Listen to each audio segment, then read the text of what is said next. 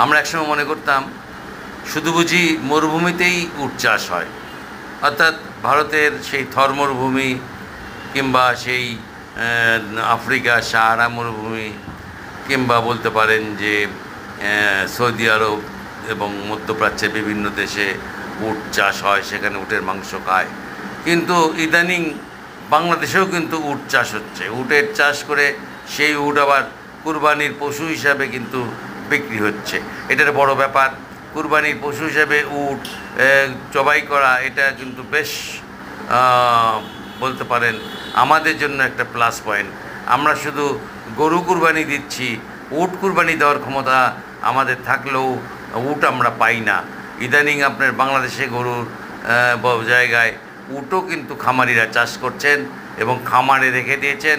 আপনার পছন্দের মতো উট নিয়ে আসুন, নিয়ে এসে উটকে আপনি কিনে